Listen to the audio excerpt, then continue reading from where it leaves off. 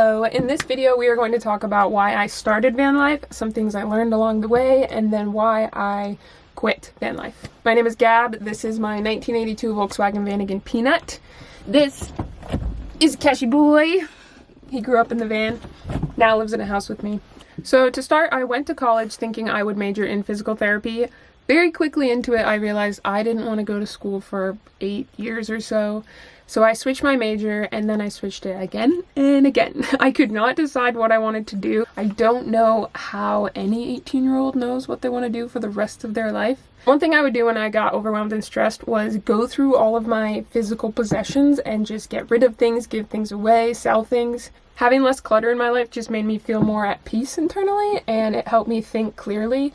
Just one of those things that worked for me. And while I'm doing this, trying to figure out what to do with my life, what major I should potentially pursue, I came across van life on the internet and thought, that seems like a cool way to learn about myself, see the world too. But honestly, the biggest draw for me was just the personal experience and the opportunity for personal growth, as cliche as that sounds. That was definitely my number one reason. I know a huge draw to van life is traveling and seeing the world, and that was something I was interested in, but honestly, my initial draw was just living minimally and being able to learn about myself, what I wanted out of life. So after 2 years of college, I left school, moved home, worked for a while painting home interior, hunting on Craigslist, found this van in Nebraska. I lived in Illinois at the time.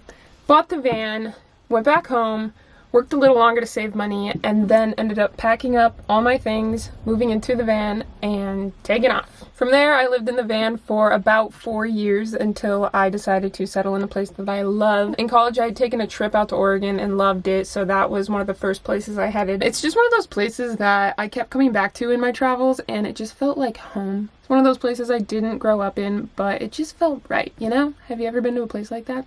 So let's talk about some of the pros of living in a van. I learned a lot about myself, and in ways that I did not expect. I got out of my comfort zone over and over again. Some of those were breaking down on the side of the road with 80 bucks in my account and take a job at the auto shop that was working on my van so I could pay off the bills, waving a car down, asking for a jump, ending up being really cool people that I got to know and stayed in touch with. Growing up as a pretty shy kid, you don't love asking people for help. I also valued my independence a lot, so the combo of being shy and independent kind of sets you up to hate asking for help. But now I know asking for help is a necessary part of life, and it doesn't mean you are incompetent or incapable. It just means that you're human. Another pro of living in the van was that I learned I can live with very little and be very happy. This is another cliche that's easy to say, but I think kind of harder to grasp. I got rid of a lot of things when I moved into the van, but even then I had overpacked it and got rid of more things and ended up being really happy with like the less that I had. I still had all the necessities and a few extra things that I loved, but you really don't need much. And if you haven't done one of those deep cleanses, whether you live in a van or a house, I highly recommend it, because you will realize that the things that you own aren't what truly make you happy. Basically, I learned that I wanted to be rich in memories, not possessions. And finally, something important that I learned is that I enjoy marketing. I'm surprised I didn't think of this in college, because I took one marketing class that was my favorite class, but it never crossed my mind to switch my major for a 5th time into marketing. It wasn't until I was on the road and became one of those classic van lifers who fell into the influencer world, which I'm grateful for. It just sounds funny to say out loud. Basically, I learned how to make a media kit, pitch ideas to brands, collaborate with photographers, put together campaigns for brands. I learned that this is something that I really enjoy. And I don't know if I would have figured that out in college, because something else I learned along the way is that I learn best by doing. I'm not so much a sit in the classroom and learn person. I think that's important, and some people learn really well that way. I do learn that way. Everyone learns in all the ways, but what hits me the hardest is learning by doing. So being in the van and kind of figuring it out the messy route worked for me. Let's get to the point of this video though, why I quit living in the van. Living in a van is a constant shuffle. You might set up your kitchen, make some food, or set up your office or your bed for the evening, and you're constantly shuffling it to move to the next location, to do the next basic human need, if that makes sense. Like, say I cook some food, work on the computer, put everything away, and then I really need to shower or do laundry. I need to drive somewhere, figure out where that is, drive somewhere, do those things, and then from there figure out where I'm going to camp that night. You're making decisions all the time. It's funny because a lot of the pros slowly became the cons, and by that I mean exploring new places and traveling is very inspiring to me. It sparks creative ideas, new thoughts, self-discovery, if you will. But at the end of the day, you have to come back to the van and do the shuffle and decide where you're going to camp, where you're going to shower next. Basic human needs that you don't have to think about when you live in a house because it's all done there. And because of that, I didn't have a lot of mental capacity to unpack these thoughts and ideas and inspiration I was getting from living on the road. It became quite jumbled in my head, so I just ended up telling myself that's not important, I need to take care of myself, and then I can get into that later. But it was a lot of I'll get into that later, or I'd get into it a little bit but then had to go back to like making decisions and figuring out where I was going to park, or where I was going to send packages for jobs I was shooting, or who I was going to create content with, or if I was going to shoot it on my own on self-timer. I mean, there's a lot you can do yourself, but it's really nice to have people around. Another pro that kind of became a con was that I could snowboard all the time because I was working at a ski resort and camping close by, which was really exciting to me.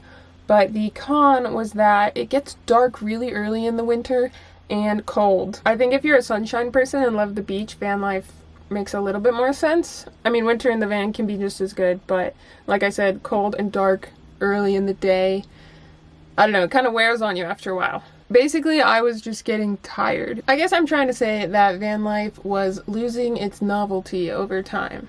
And as glamorous as it felt at times, it felt the complete opposite at other times. I skipped over a lot of amazing memories I made. The point is, van life is great, but it's important to know why you're doing it and then check in with yourself and see if you're still doing it for those reasons or if things have changed. I kept coming back to Oregon because I liked it so much, and eventually I was like, why don't I just stick around here for a while, settle in? Another big thing for me was community. A really cool thing about living in the van is that you meet all kinds of people on the road and learn all these different stories. It's really inspiring, it's really fun. You might travel with these people for a while or make lifelong friends, but you're going to keep moving because you're not stationary in one place. You could live in a van and be stationary. I wasn't. I was coming back to Oregon consistently and seeing those people, but I just craved consistent community. And through that, I learned what balance meant to me. And balance to me was having my routines mixed with outings.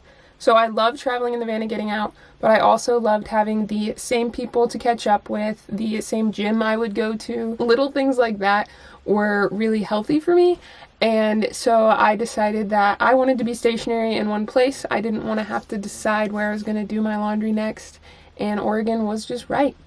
This is a little bit scattered, but I think what I'm trying to say is that I think it's great to have new experiences in your life because new experiences create growth. They put you in situations you've never been in before, whether that's comfortable or not. It's new, and new to me equals growth. But constant newness takes a lot of brain power and emotional energy, and it wears on you a bit physically, mentally, emotionally.